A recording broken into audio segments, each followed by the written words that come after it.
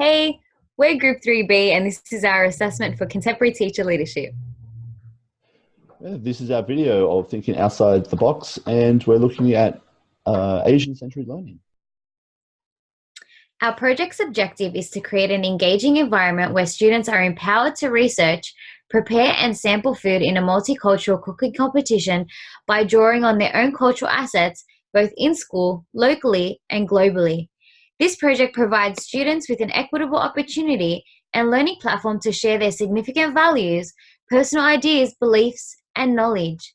This project draws from food and technology, visual arts, history, and mathematics. This is an innovative way to lead teachers and faculties to deliver syllabus content outside of their usual pedagogical method. The Asian Century strand is the experiential strand chosen to be delivered on a whole school level to help students develop a deeper understanding and harness knowledge of cultural assets among stage 4 students. The friendly competition achieves students' engagement and motivates students to activate their problem-solving and higher-order thinking skills. This allows students to prepare an Asian-Australian multicultural hybrid dish for fellow students and stakeholders from the local community to sample their creations informed by the subject areas above. Collegial collaboration and organization of this project enhances professional development across all faculties by fostering an understanding of perspectives and diversity of Australia's engagement with Asia. Our experiential strand drew upon principles from the transactional leadership model, as well as the distributed leadership model. Bulai's high school student body is made up of 13% Indigenous and language backgrounds other than English. Even though the diversity within this school is situated at the lower end, the school fosters a close relationship with neighbouring schools within the area from K to 12 and strives to maintain multicultural education within the learning environment, ultimately allowing the community to experience this strand as it has an identified need due to the community's lack of local diversity, contrasting Bulai High's cultural understanding. The school community promotes a positive in-school intercultural teaching and learning culture. The comprehensive school located in Northern Illawarra is a school of traditional academic, sporting, creative, and cultural excellence. Through the delivery of this project, students will become better citizens to strive to exhibit ethical, respectful, and interpersonal skills. So, how does this program work? Well, this program was planned around trying to broaden the knowledge of students within the school to be more open to other cultures. It was also to try and bring more openness within the community for these students of other cultures. So by looking into each student, even though most were likely born in Australia, linking them to other cultures elsewhere, either through family, friends, or the community around. We decided to use food as it is something that defines many cultures, and as all humans love eating in one way or another. This would be something everyone can enjoy and everyone can look into. We started with looking at allowing students to do research on themselves, looking at where their families are from, how they got here, and what other differences in cuisines over the years and changes. It was noted that not all students would like to share or may not be able to find information about their family, and so we pushed the program to more Asian-centered learning by allowing the students to look into the Asian culture and understand that more. Once we decided on the type of program, how we wanted to link it with both Asian-centered learning and local communities, we decided how it could be used cross-curriculum with all staff members within the school to be involved at some point during the program duration. So how does it run? Well, first we give students the ability to research a recipe they would like to create. We go through the process on how to produce it. We give the students a chance to create their chosen dish to share with others within the community. But we also try and link it with other KLAs. So for like history, they look into where the recipes originated from, what it was used for. Could it be religious? Could it be celebration? Things like that. For maths, we use a lot of measurements, try and convert things from maybe like if they were pounds to kilos or things like that. Arts, how creative are they with the dish? How was it plated up? And then how would they like to plate it up? You know, be something different. And then after all this is done, we allow the students to give us feedback from the program, try and improve it each time the program is implemented. Our Asian Century food-based program adopts the goals from constructing roles of school teachers. We hope the new partnerships with secondary schools will improve the quality of our cultural competency program, enhance professional development efforts, and improve students' achievement in understanding the diversity of Australia's engagement with Asia. Using a theme-based approach within faculties, our program combines curriculum with community experiences that are integral for network formation and knowledge transfer, according to Gurren Drysdale. Classroom teachers viewed the program as having a positive impact on their school and an important part of its identity. According to critical feedback, the food-based projects allowed teachers to differentiate instruction by offering subjective expressions in student work with an overarching cultural significance.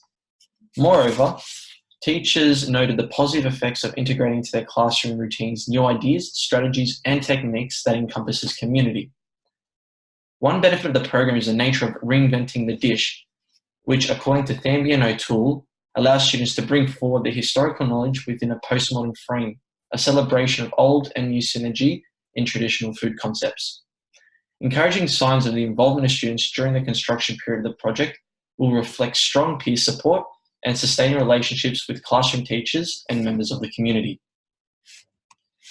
Implications include the need to explore program activities from other faculty members outside of school. Perhaps the resolution of a Google community page can help to share and encourage creative ideas in the context of Asian learning. We believe that a community and collaboration will help us better understand the widespread impact of our program and provide insight for future development and from a different perspectives. The project's future relevance could be more transformational in the leadership practices by instilling positive perceptions among faculty members to take the initiative by embedding food-based learning into their curriculum. As an example by Leon and Bragg, applying mathematics in food technology by assistance in catering for large-scale quantities in the school canteen. Globalization has the potential to develop a community of practice through embedded cultural significance within the school curriculum. According to Tidball, schools in Australia are already primary carriers of the global flows of internationalization through people, technology, and the increasing popularity of media food competitions. These flows are indicative of lessons in the future of community practice by promoting a celebration of cultural competency and respect through mutual connection. Furthermore, team bonding in the development of a kitchen garden provides an opportunity to highlight the needs for explicit skills in cross-curriculum priorities, and provides a point for sustainable living issues that allows the learning to unfold. Conclusively, the team's development includes future iterations demonstrating a high amount of student participation, shared vision, and cultural collaboration through a rich cultural interaction. In developing a community of practice, school leaders reportedly lack the time to engage in serious program evaluation. However, Tyan and Devos mentioned the leadership initiative of the team is proof enough that it is an economical way in evaluating and promoting a new style of accreditation, as this meets the latter standards of engaging in professional learning with colleagues, parents, and the community. To evaluate our project's effectiveness, before its commencement, key indicators were set. These were broad ideas and themes to look for to evaluate the effectiveness of the project and included such things as students' engagement, or their application of higher order thinking in the execution of the project. Specific data collection methods were also drawn upon and included qualitative and quantitative, as well as individualized and collaborative exercises. One such example was surveys. These were paper surveys, and they were mixed methods, and they required students to use their project-based learning in hypothetical scenarios. Focus groups that were interactive and verbal also were utilised to measure the development in the social and communal links between participants. Teachers' formative assessments were also drawn upon, and these provided informal observations about students' attainment and their engagement and enjoyment of the project-based learning. These data findings served various roles. They helped to identify the strengths of our project, and they help to pinpoint weaknesses and explain those weaknesses. Also, they help us to appreciate how the project operated within a specific context and was tailored for that context needs. So if the project were used later in a different school context or community context, we could better understand what would need to be adapted to suit that new context. Finally, the project helped us to develop as a community of practice by utilising distributed leadership skills and involving our cultural assets to contribute to a cycle of continuous development. School cultures are influential. They shape and reshape what people do, think, and feel. We hope you're inspired by our community program with food.